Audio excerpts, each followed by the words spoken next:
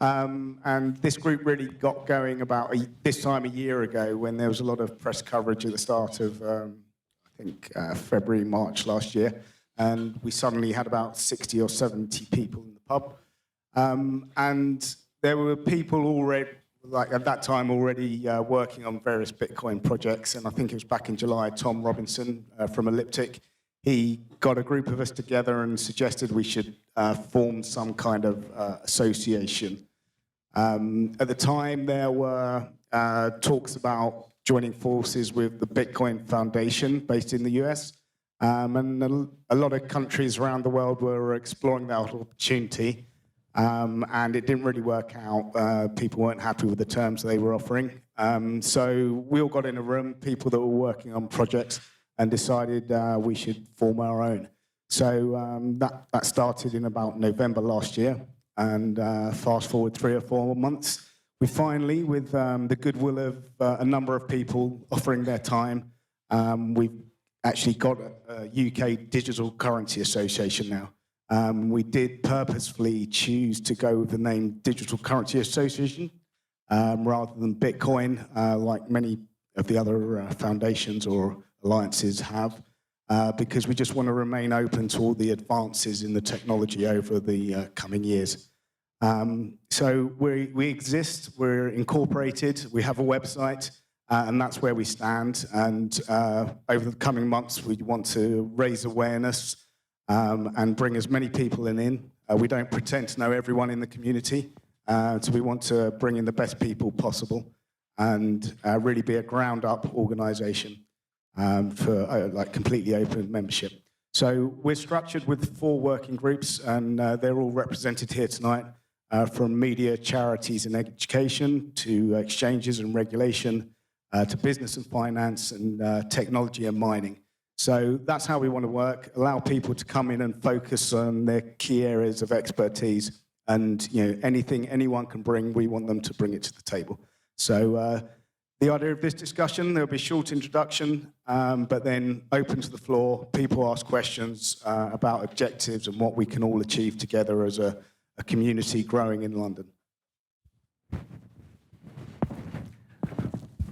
Just testing that this works. I'm sorry if the echo is really bad. I'll try and speak clearly. But we're going to keep this really loose because I know it's a little hot in here and people are getting tired. But like Paul was saying last year, I think it was after the London conference in July where it got a lot of interest. And I know Tom and Paul and us in the Coinscrum group talked about starting the UKDCA. And I remember sitting down with Paul brainstorming actual names and everything else. But it's really nice to see kind of the point in which we've gotten to right now. And we do need a lot more support. And this is kind of what we're working towards. But yeah, joined by some great working groups today.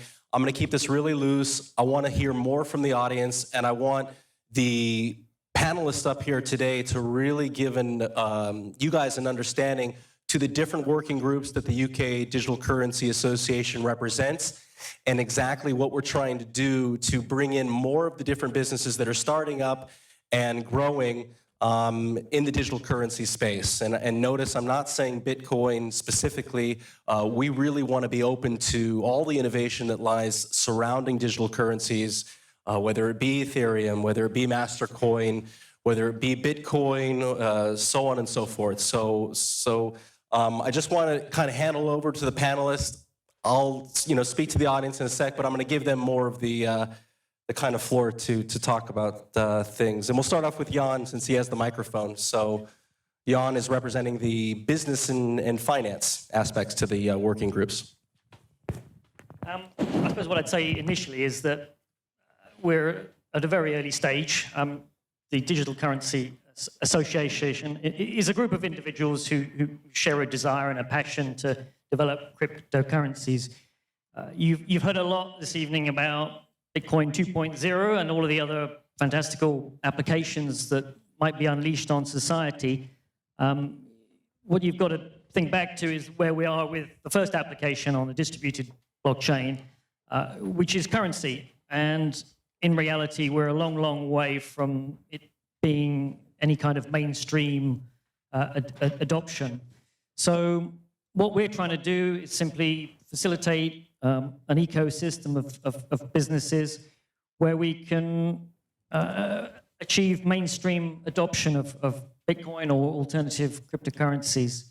My particular interest in currencies came from the fact I've worked for 25 years in the card payment space. When I learned about Bitcoin, I realized that there was such an obvious capability for disruption for the existing payment system. But we've got an awful long way to go to actually realize that disruption.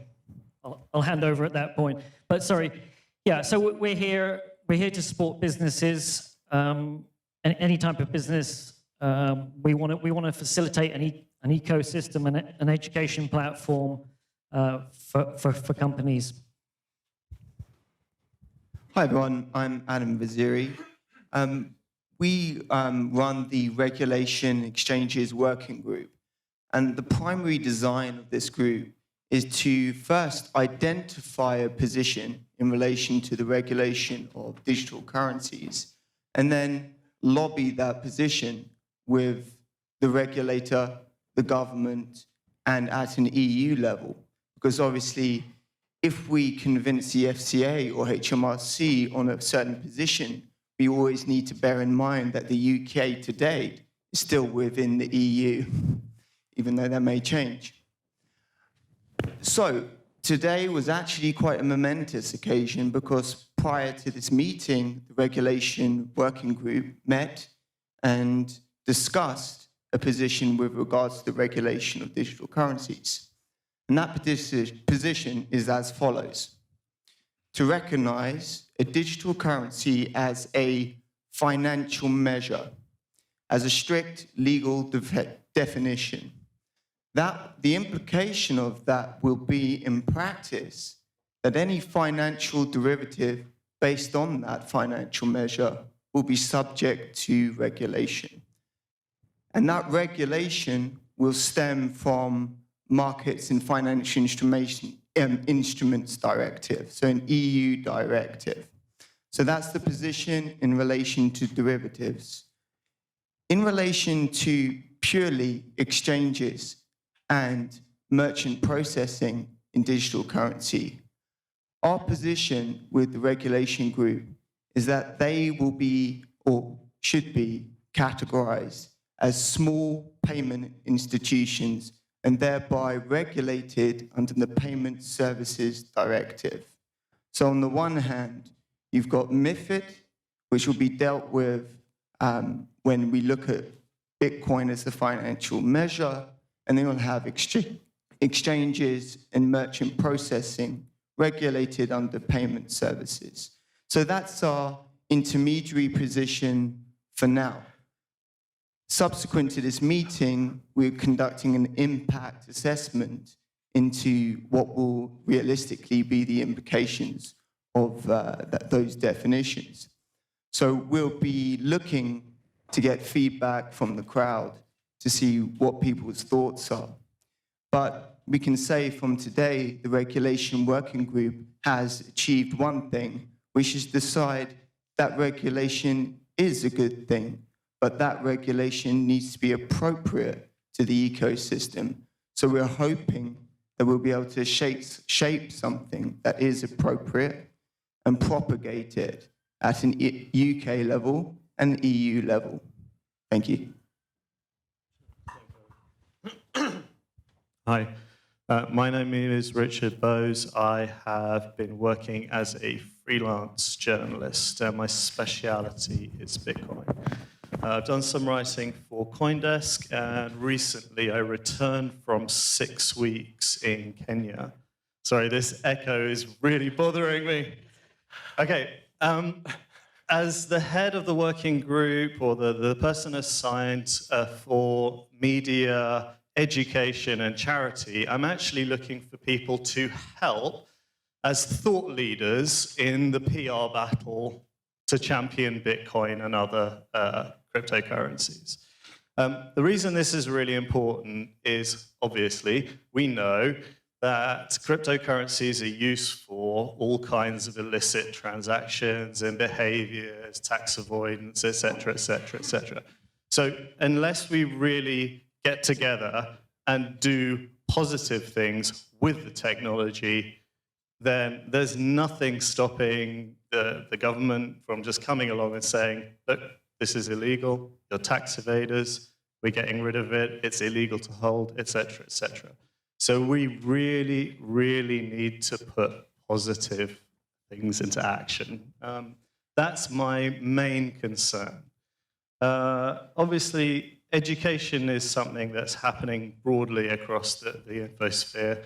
There's lots and lots of information out there, but Bitcoin is still a very small club. And going out to Africa, being entrenched in a developing economy really brings it home that actually it's not a consumer technology, it's not for everybody, it really is the domain of a very, very small group of investors, speculators, and so on and so forth. And it won't become mainstream unless it gains legitimacy. It really won't. So we need to make positive outreaches. We need to come up with some really, really good ideas. And so we are looking for people to join the working group to help with that. Thanks. Thank you. I'm Adrian Cole. I'm here representing the Mining Technology Working Group. I have to get used to the echo as well. We want to make the technology of Bitcoin accessible to people. And I mean, be able to explain it to regulators, to be able to explain it to businesses, exactly how Bitcoin can help their business. So I see the working group of the DCA for Mining and Technology being able to answer those questions. What is Bitcoin and how can I use it as a technology? And the first thing we did was to help with the briefing for HMRC, which really helped inspire the ruling that came out a few weeks ago, where we explained in very simple terms what is mining, how does it work, so they were able to form a very sensible ruling based around that sort of brief. So that's what the current working group team are focusing on, making it easy to understand, and we are not at the Ethereum level, not at the Mastercoin level, just what is Bitcoin and how do I use it as a business, how do I tax it, how do I regulate it as a technology. Yeah, great. Thanks. Thank you very much. Basically, you heard a lot what the working groups had to say, and I know there's a lot of different businesses being represented here, whether you have current digital currency startups or what have you. We'd love to hear from you. I'm going to open it up in a sec to the panel. I had a business that I was working in here that dealt with a lot of regulation issues. We dealt with physical cash, and whenever you deal with cash and now Bitcoin, and you mix that together, it really results in a very volatile type scene with the regulators. And as you guys probably heard a couple weeks ago, the services were suspended here for ZipZap and everything else. But I've kind of left about a month ago to focus on UKDCA and other companies to aid them and help them grow, not just in the UK, but also throughout Europe, America, and everywhere else. So that's kind of what I'm focused on right now. Now, in terms of the working groups, I want to hear from any people here that have questions for any of the members up here.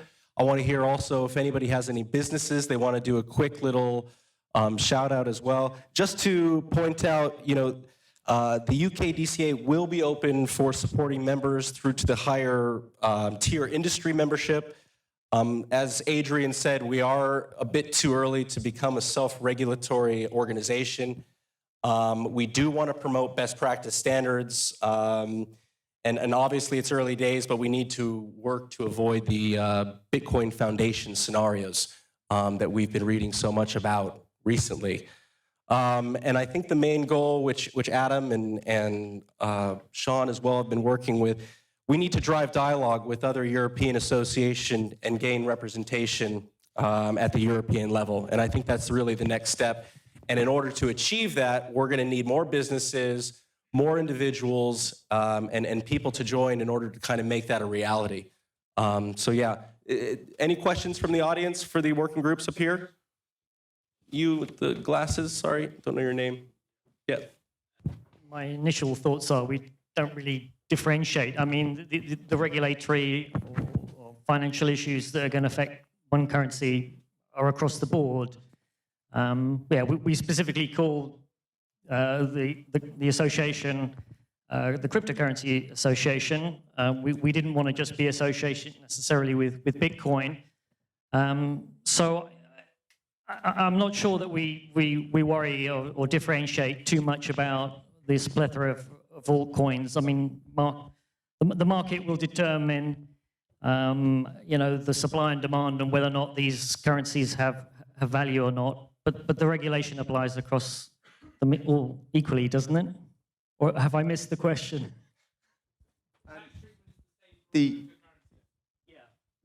Okay, from a tax perspective, but from an application perspective, if you're talking about Mastercoin, Ethereum, ideas where you can embed, you know, smart properties, etc. Obviously, with that, there are different legal and regulatory issues. So, of course, we will engage with those particular issues as they arise. The obvious answer is that it's simply impossible to set up a relationship with a financial organization here, a bank. So no Bitcoin business at the moment can open up a bank account.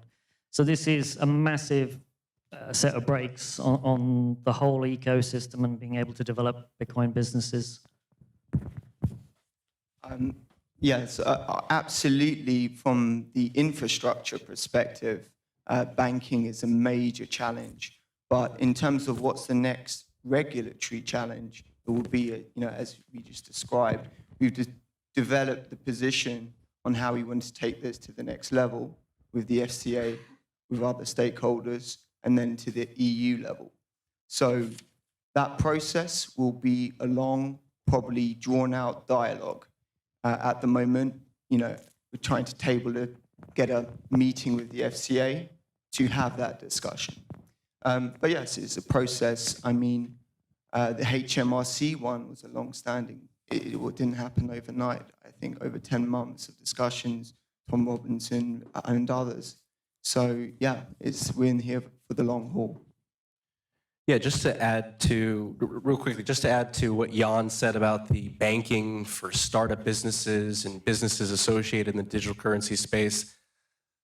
For the past, I guess, 9-10 months myself, this is exactly what I've been focused on, dealing with banks. I know Simon, who was up here earlier, was commenting to the fact it is a really, really tough process. And I think I've spoken to maybe 60 or 70 UK banks, you know, just randomly.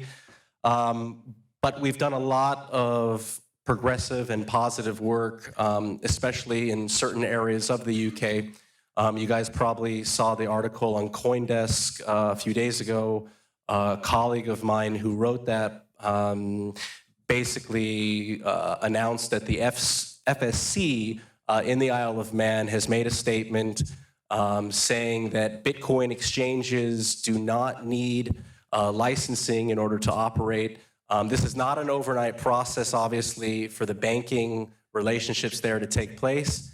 However, the banks on the Isle of Man have been specifically waiting for this announcement to take place, and the onboarding process for exchanges will start happening very soon. Actually, they're already starting to happen. So there is a lot of movement happening in the Isle of Man, security-wise, server-wise, banking-wise. There's a lot of benefits there as well from a tax perspective. So yeah, there are movements in the banking world, and hopefully the UK mainland will also start becoming easier to work with. But you know, Europe and some different countries around are a lot easier to deal with in terms of a regulatory and banking perspective. Go ahead, yeah, Adrian. So I just had one point on the previous question, actually. While the regulatory, and I'm going to hold my ear, it makes it a lot better. While the regulatory environment will affect all altcoins the same, it is very different for technology. If anyone has seen what happened to Aurora coin recently, which was a coin for the people of Iceland, because the technology wasn't taken care of properly, that coin probably won't succeed. So if you have a copycat altcoin that's based on the same SHA-256 or based on script, with the way technology is changing, those coins are all vulnerable to attacks. And there are already groups of people that see the altcoins as threats to Bitcoin that will try and remove them. So if you are going to start an altcoin, make sure it's genuinely different, because the way the technology is changing for mining, it's going to make it very difficult to start another copycat altcoin. Any other questions? The reason why we've gone down the road of defining it as a financial measure is because in the UK already, there's already a lot of unregulated financial services, such as the sale of gold bullion or spot forex. So it kind of fits within that same framework.